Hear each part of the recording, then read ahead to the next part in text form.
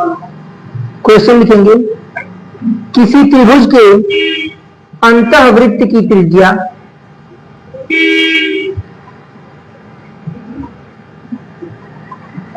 किसी त्रिभुज के अंतःवृत्त की त्रिज्या 2 सेंटीमीटर है यदि त्रिभुज का क्षेत्रफल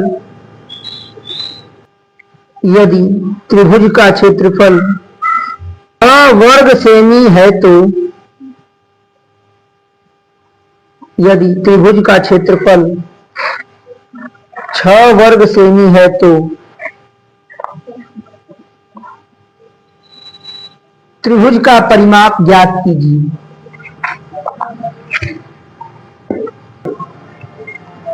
त्रिभुज का परिमाप ज्ञात कीजिए।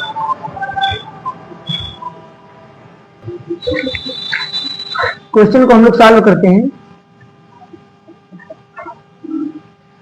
सबसे पहला काम, जो चीजें हमें क्वेश्चन में प्रोवाइड की है उसे हम लिख लेते हैं।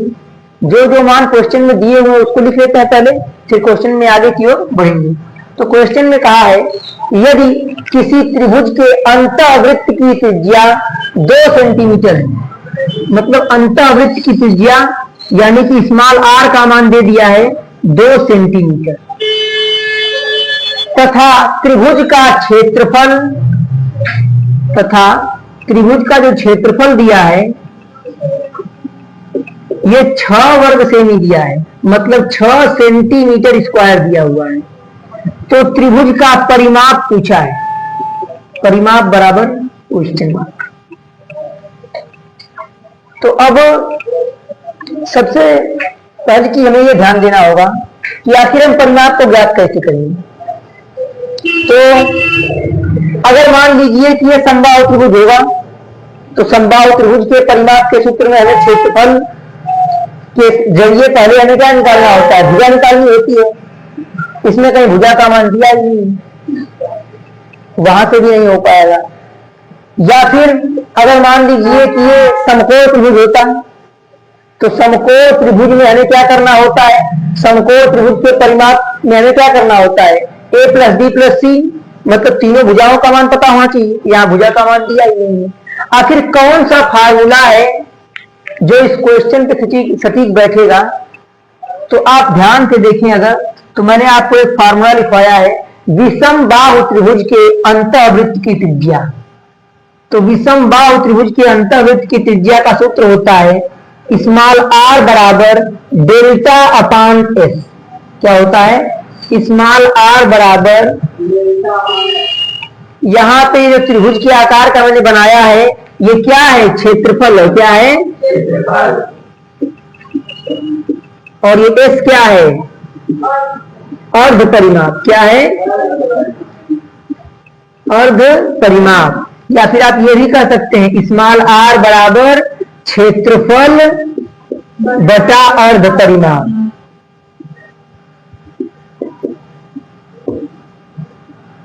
दोनों बातें क्या है, सेम है। तो ये फार्मूला सबको पता है। चलिए हम आगे चलते हैं।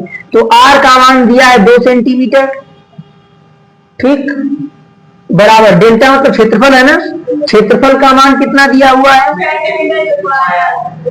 अपान s। तो अब देखिए बराबर के दोनों अगल बगल हैं, तो बराबर से इधर उधर कटता है, 2 × 2 2 तिहाई 6। तो यहाँ 1 बचा, 1 का s में गुणा करेंगे तो s आएगा। इधर देखिए ध्यान विशाल, 1 का s में गुणा करेंगे तो s आने वाला है, s बराबर क्या हो जाएगा 3। अब यहाँ s क्या है, अर्ध परिमाप। क्या हमें अर्ध परिमाप का मान ज्ञात करना है? नहीं, हमें तो परिमाप का मान ज्ञात करना है। तो मैंने आपको बताया था कि जो अर्ध परिमाप होता है, ये s क्या निकला है, ये s जो है ये अर्ध परिमाप है, अर्ध परिमाप। तो मैंने आपको ये बताया था कि अर्ध परिमाप निकालने के लिए 2 से भाग करते हैं, क्योंकि अर्ध परिमाप में परिमाप छिपा हुआ है। तो ये परिमाप आधा कैसे हुआ होगा, जब इसमें 2 से भाग हुआ होगा। मान लीजिए कि ये पूरी एक चीज है, आधा इधर हो गया और आधा इधर हो गया। अगर हमें इसको पूरा करना है तो हमें इन दोनों आधा आधा को आपस में जोड़ना होगा, तो ये पूरा हो जाएगा। वैसे ये अर्ध परिमाप का मान कितना निकला है? 3। तो अब परिमाप का मान कैसे निकले? तो किसी भी चीज का जब अर्ध परिमाप निकालते हैं, आधा करते हैं तो 2 से भाग करते हैं, और जब उसी को पूरा में कन्वर्ट करना होगा तो 2 से गुणा करना होगा। तो हम यहाँ जो s है इसको हम अगर 2s कर देते हैं तो मतलब ये परिमाप हो जाएगा। क्या हो जाएगा? परिमाप हो जाएगा। तो 2 गुणे s का मान क्या निकला है? 3। तो परिमाप का मान यहां से कितना आ जाएगा? यहां से परिमाप बराबर 6 सेंटीमीटर आपका आंसर हो जाएगा। या फिर एक और तरीका है, मैंने क्या बताया कि अगर ये एक पूरी चीज है, ये एक पूरी वस्तु है, इसको हमने 2 भागों में तोड़कर आधा आधा कर दिया, तो ये भी अर्ध परिमाप हो गया, ये भी अर्ध परिमाप हो गया। अगर अब हमको परिमाप निकालना है तो हमें इन दोनों वस्तुओं को आपस में मिलाना होगा, इनको हम जोड़ देते हैं तो पूरा परिमाप निकल जाएगा। उसी प्रकार से ये अर्ध परिमाप है, आधा है। अगर हम आधा परिमाप और दोनों को आपस में जोड़ दें तो क्या हमें पूरा परिमाप नहीं मिल जाएगा? तो हमें पूरा परिमाप मिल जाएगा। s का मान कितना है? 3 प्लस s का मान कितना है? 3 परिमाप। तो परिमाप बराबर कितना हो जाएगा? 6 सेंटीमीटर। आप 2 से गुणा कर लेंगे परिमाप में 2s, तब भी परिमाप का मान 6 सेंटीमीटर आएगा। और या फिर मैंने जो आपको सिंपल नियम बताया कि ये आधा है, ये भी आधा है, जब इन दोनों को हम जोड़ेंगे, जब हम इन दोनों को मिलाएंगे तो ये पूरा परिमाप हो जाएगा। तो जैसे ही हमने अर्ध परिमाप और अर्ध परिमाप को जोड़ा तो ये पूर्ण परिमाप बन गया, पूरा परिमाप हो गया। 3 प्लस 3, ये परिमाप का मान 6 सेंटीमीटर आ गया है। नोट कर लीजिए।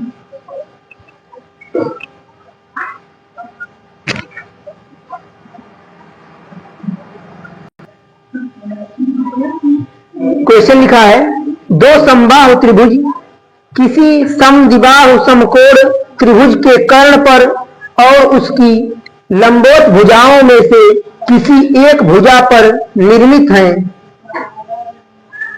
यदि उनके क्षेत्रफल क्रमशः h और कैपिटल A है तो A अपान h किसके समान होगा? 4 ऑप्शन दिए हैं, 1/4, 1/2, 1 करड़ी में 2 और 1।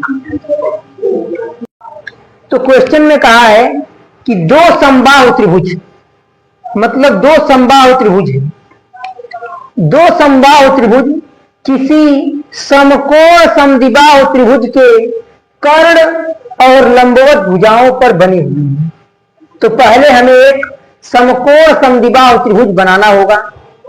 तो आप सभी जानते हैं कि समकोण समद्विबाहु त्रिभुज एक ऐसा त्रिभुज होता है जिसमें लंब और आधार के मान बराबर होते हैं। देखिए, ये एक समकोण त्रिभुज है, ठीक। ये क्या है? समकोण त्रिभुज है आपका, और इसमें जो लंब का मान है, अगर वही मान आधार का भी हो जाए तो यही समकोण त्रिभुज समकोण समद्विबाहु त्रिभुज बन जाता है। इसमें ये कोण 90 अंश का होगा क्योंकि ये समकोण त्रिभुज भी है। और हम आपको बताए थे कि समकोण त्रिभुज में लंब और आधार आपस में बराबर होते हैं, और अगर आप पाइथागोरस प्रमेय लगाते हैं तो जो समकोण समद्विबाहु त्रिभुज का कर्ण आता है वो आता है a√2, जिसमें हम लोग 3-4 क्वेश्चन कर चुके हैं। अब क्वेश्चन में कहा है 2 समबाहु त्रिभुज, समबाहु त्रिभुज मतलब जिसकी तीनों भुजाएं समान हो। 2 समबाहु त्रिभुज समकोण समद्विबाहु त्रिभुज के कर्ण और लंबवत भुजाओं पर बने हैं। मतलब कि जो पहला समबाहु त्रिभुज है वो इस समकोण समद्विबाहु त्रिभुज के कर्ण पर बना है। कहां बना है? कर्ण पर। कर्ण यही तो है। इसी कर्ण पर हम क्या करते हैं? एक समकोण त्रिभुज बना देते हैं। ये समकोण त्रिभुज बन गया। देखिए, तो अगर इस कर्ण का मान, ये जो आपका कर्ण है इसका मान a√2 है, और जो ये त्रिभुज बन रहा है, ये त्रिभुज है, देखो एक भुजा, दो भुजा और तीसरी भुजा, क्योंकि कर्ण पर ही बना है, तो जो इस समकोण समद्विबाहु त्रिभुज का कर्ण होगा वही इस समबाहु त्रिभुज का आधार बन जाएगा। अब समझने वाली बात यह है कि अगर इस भुजा का मान, अगर ये समबाहु त्रिभुज है, कौन त्रिभुज है? समबाहु, और समबाहु त्रिभुज की इस भुजा का मान a√2 है, तो बाकी सभी भुजाओं का मान क्या होगा? a√2 ही होगा। तो ये समबाहु त्रिभुज है, अगर इसके कर्ण का मान यानी इस आधार, जो समकोण समद्विबाहु त्रिभुज के लिए ये भुजा कर्ण है और इस त्रिभुज के लिए यही भुजा आधार बन गई है, तो अगर इसका मान a√2 है और ये समबाहु त्रिभुज है, तो मतलब इन तीनों भुजाओं का मान a√2 ही होगा, क्योंकि समबाहु त्रिभुज की प्रत्येक भुजा आपस में बराबर होती है। अब क्वेश्चन के अगले स्टेप में कहा है कि दो समबाहु त्रिभुज हैं जो एक समकोण समद्विबाहु त्रिभुज के कर्ण और लंबवत भुजाओं में से किसी एक भुजा पर निर्मित है। निर्मित है अर्थात बने हुए हैं। तो पहला वाला कर्ण पर बना है और दूसरा वाला इन दोनों भुजाओं में से किसी एक भुजा पर बना हुआ है। मान लेते हैं इस पे बना हुआ है, ये भी समबाहु त्रिभुज है। अगर इस भुजा का मान a है और ये समबाहु त्रिभुज है, तो इस भुजा का भी मान a होगा और इस भुजा का भी मान a होगा। अब क्वेश्चन के अगले स्टेप में कहा है इन त्रिभुजों के क्षेत्रफल क्रमशः h और a है। यहां पर एक शब्द का प्रयोग किया है, वो है क्रमशः। क्रमशः का अर्थ होता है क्रम के अनुसार। तो सबसे पहला जो समबाहु त्रिभुज है वो इसके कर्ण पर बना था और दूसरा समबाहु त्रिभुज इसके इस लंबवत भुजा पर बना था।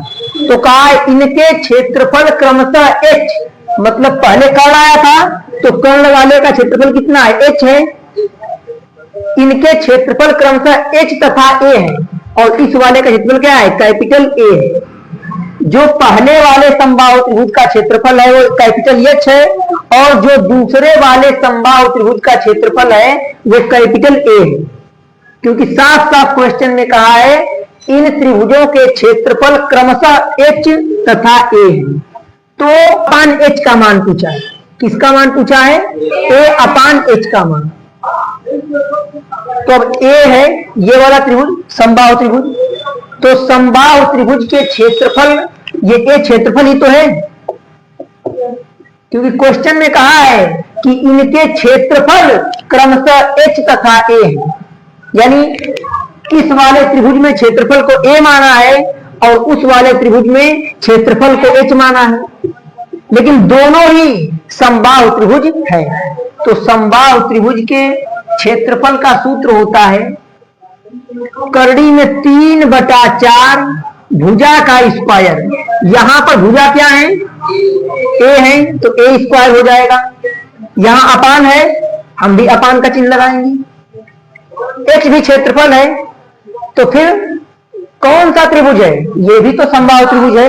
तो सेम फार्मूला, समबाहु त्रिभुज के क्षेत्रफल का सूत्र होता है करड़ी में 3/4 भुजा का स्क्वायर। यहां पर भुजा क्या है? a√2, तो a√2 का स्क्वायर हो जाएगा।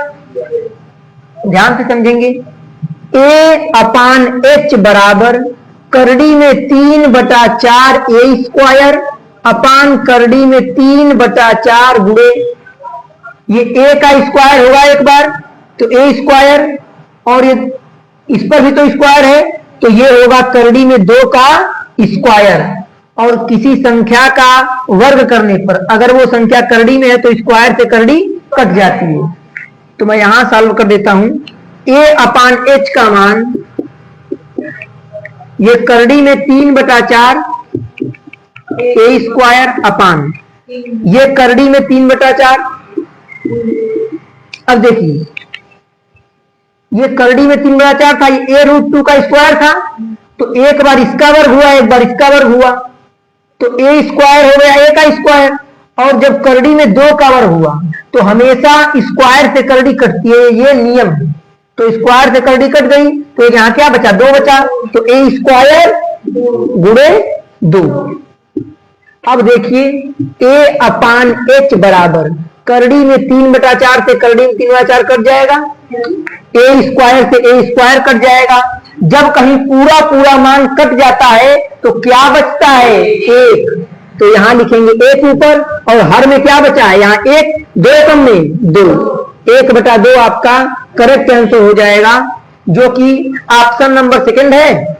तो ऑप्शन सेकंड आपका ये 1/2 सही हो जाएगा, नोट कर लीजिए।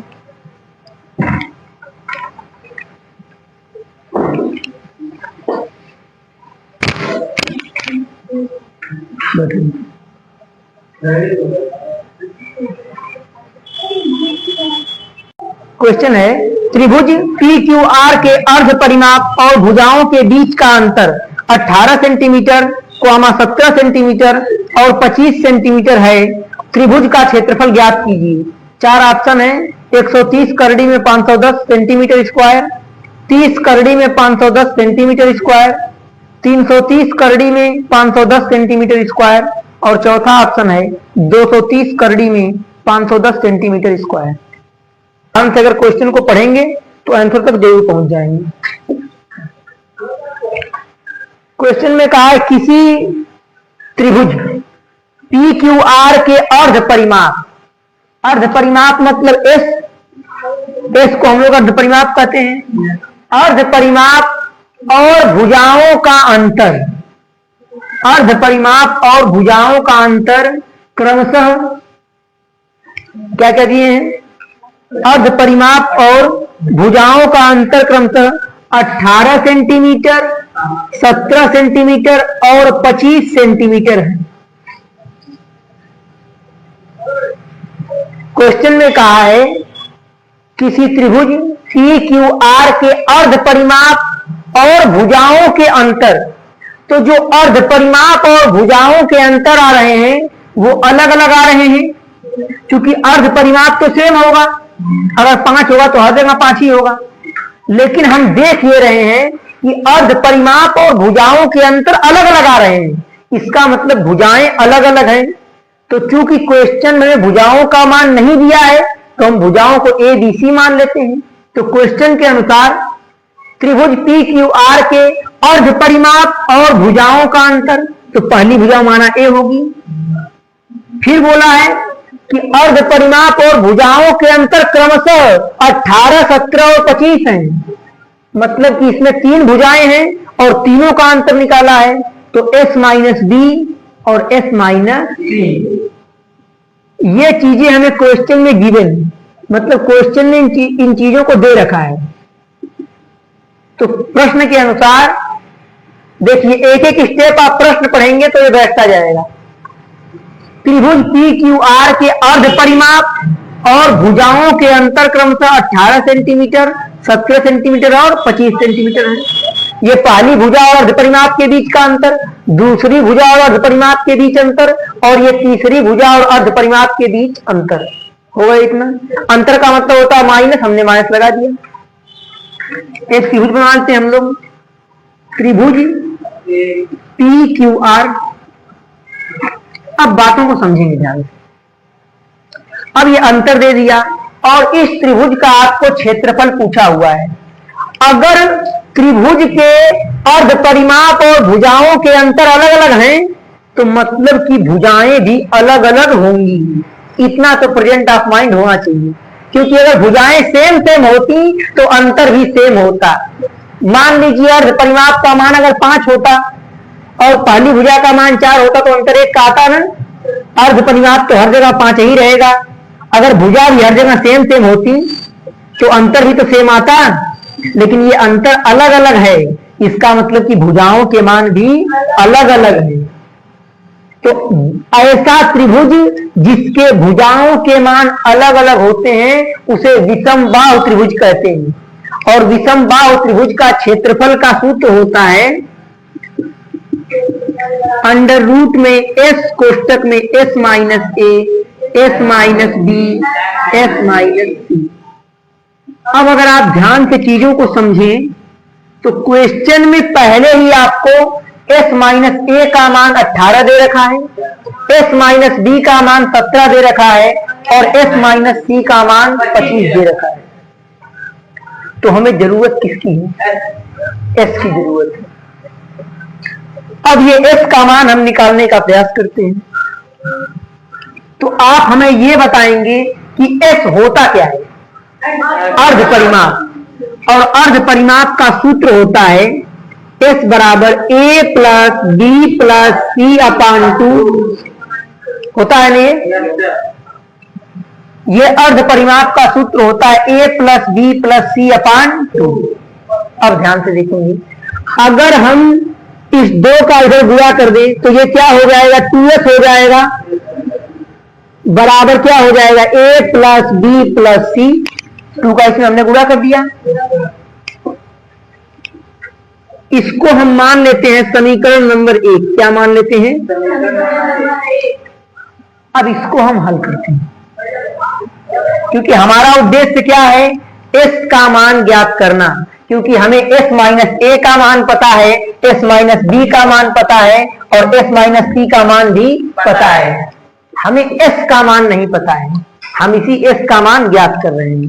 तो s का मान ज्ञात करने का एक सिंपल सा नियम है कि हम इन तीनों को अगर आपस में जोड़ देते हैं तो हमें s का मान मिल जाएगा। देखिए कैसे, इन तीनों को आप आपस में जोड़िए, s प्लस s क्या हो जाएगा? 3s। अब देखिए माइनस ए माइनस बी माइनस 3 को भी आपस में जोड़ना है, तो ब्रैकेट में ये तीनों माइनस में है ना, तो हम माइनस को बाहर कॉमन ले लेते हैं और अंदर इन तीनों को जोड़ देते हैं। तो a प्लस बी प्लस सी, इनको मैंने आपस में जोड़ दिया, बराबर का चिन्ह हमने बराबर लगा दिया। तो अगर आप समीकरण के दाहिने पक्ष के मान को जोड़े हैं आपस में, इसको जोड़े हैं, इसको जोड़े हैं, तो इन सबको भी तो जोड़ना होगा। तो जब आप 18 में 17 जोड़ेंगे तो 35 होगा और 35 में 25 जोड़ेंगे तो 60 हो जाएगा, बराबर 60। 3s माइनस, अब देखिए यहां क्या आया? a प्लस बी प्लस सी आया ना, और समीकरण 1 में क्या है? a प्लस बी प्लस सी का मान 2s के बराबर है।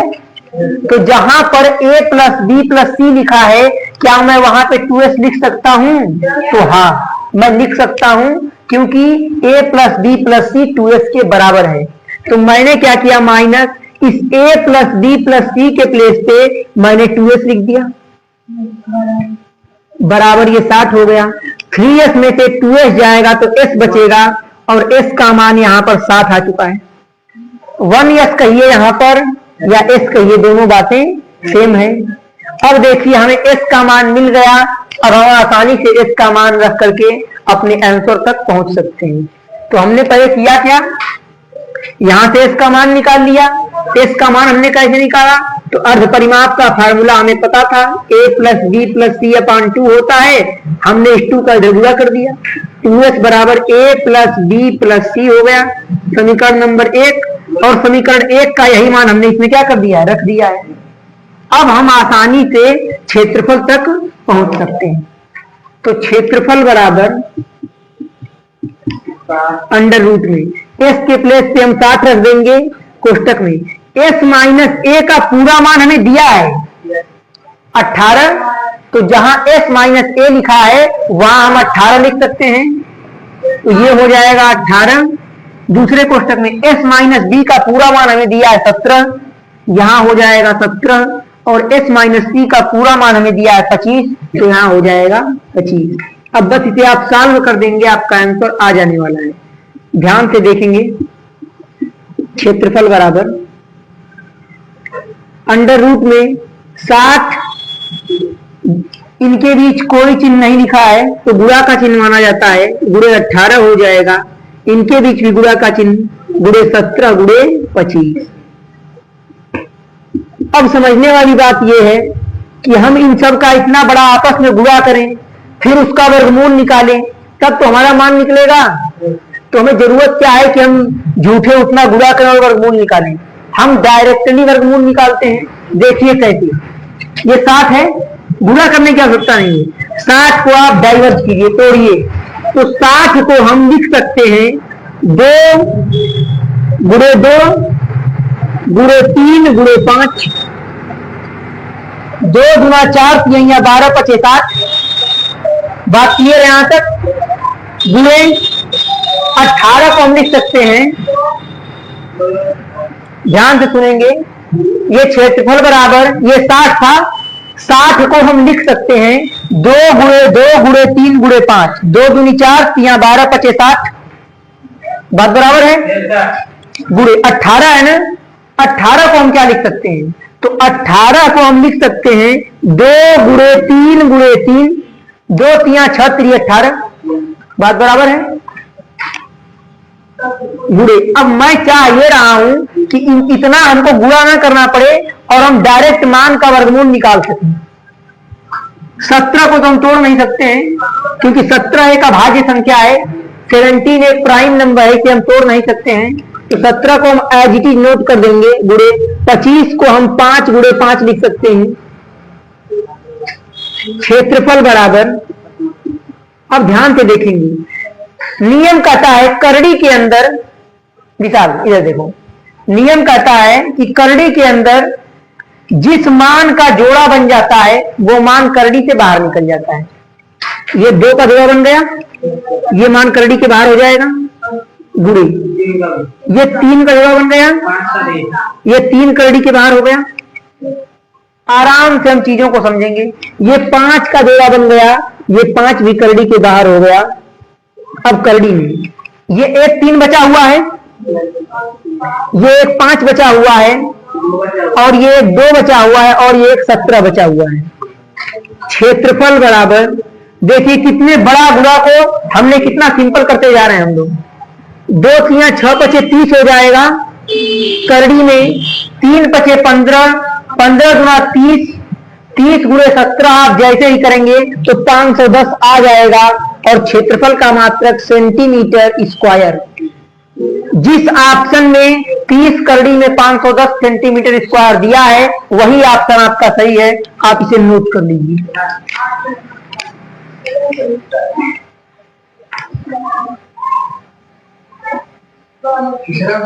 हमको लिखेंगे यार,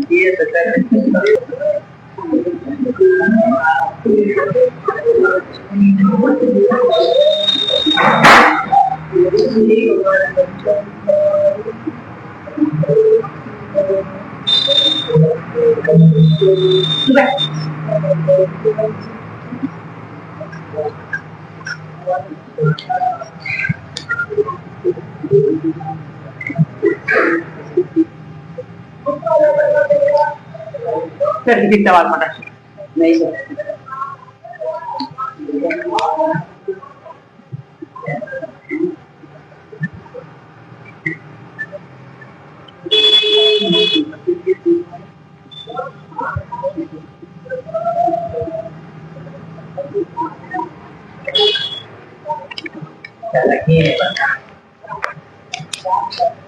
क्वेश्चन ये दिया हुआ है, यदि एक वर्ग के विकर्ण की लंबाई a प्लस b है तो वर्ग का क्षेत्रफल कितना होगा?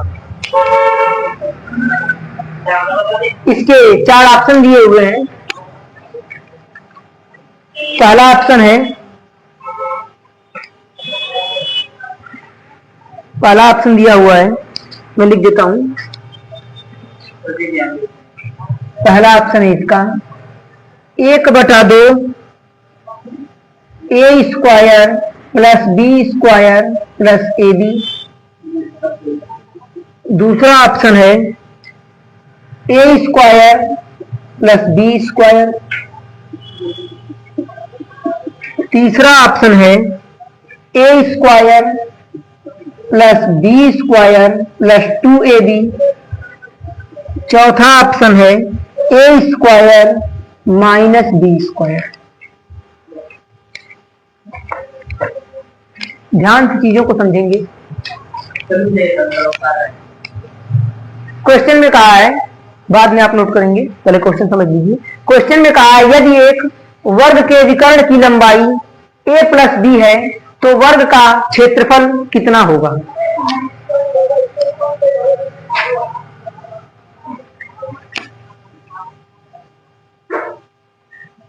इसे हम सॉल्व करते हैं।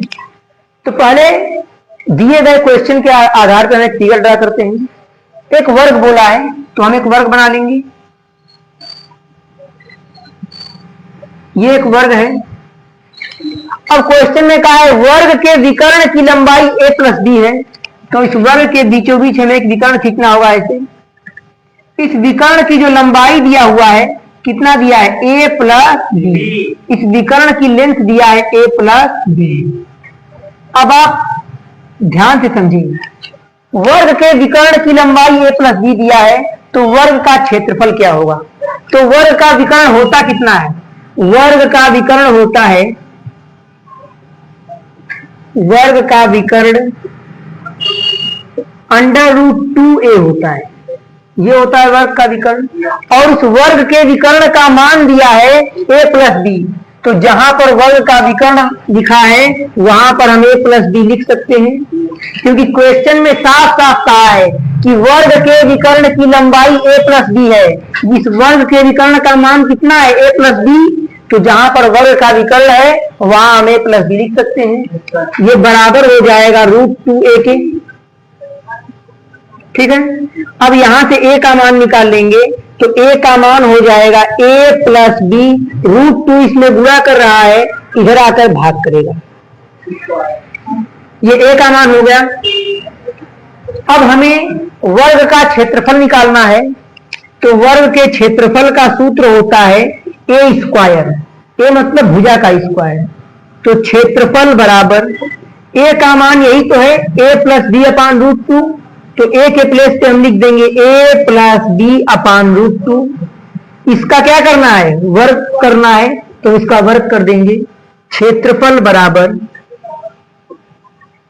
अब a प्लस बी का होल स्क्वायर है।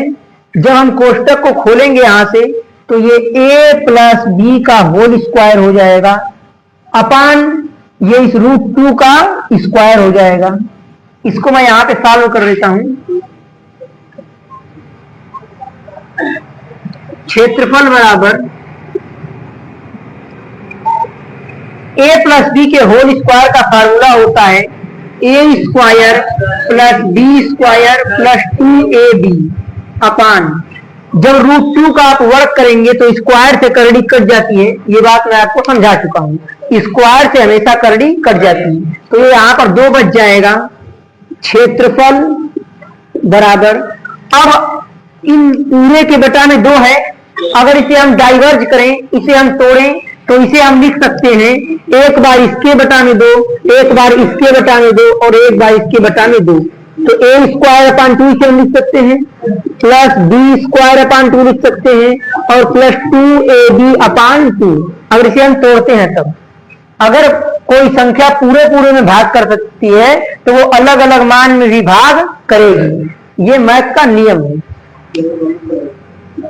क्षेत्रफल बराबर, ध्यान से देखेंगे, ये 2 से ये 2 कट जाएगा, a square upon 2 plus b square upon 2 plus ab हो जाएगा। ये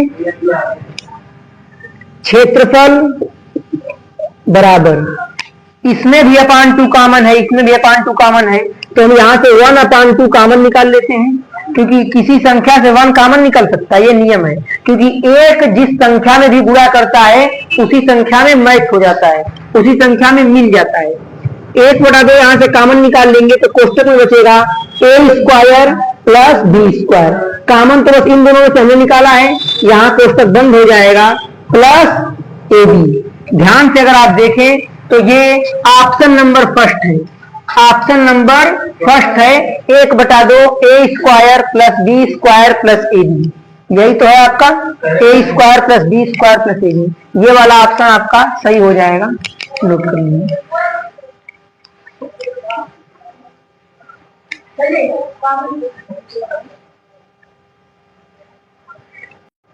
क्वेश्चन लिखेंगे, सीबीएसई बोर्ड के छात्र हमें लिख सकते हैं, perimeter of an isosceles right angle triangle ... will be comma whose area is 200 centimetre square. किसी समद्विबाहु समकोण त्रिभुज का परिमाप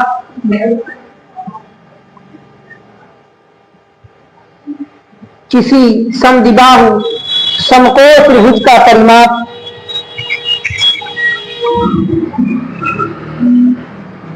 किसी समद्विबाहु समकोण त्रिभुज का परिमाप डॉट डॉट का मतलब होता है कि क्वेश्चन मार्क है ये। किसी समद्विबाहु समकोण त्रिभुज का परिमाप क्या होगा, क्या होगा जिसका क्षेत्रफल जिसका क्षेत्रफल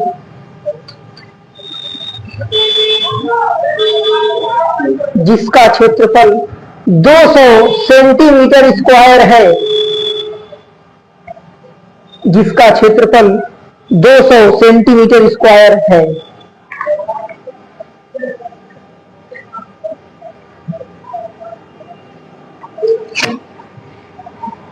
ध्यान से पढ़ेंगे।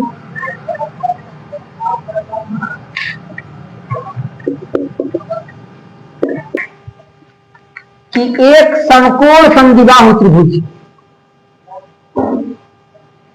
समकोण समद्विबाहु त्रिभुज।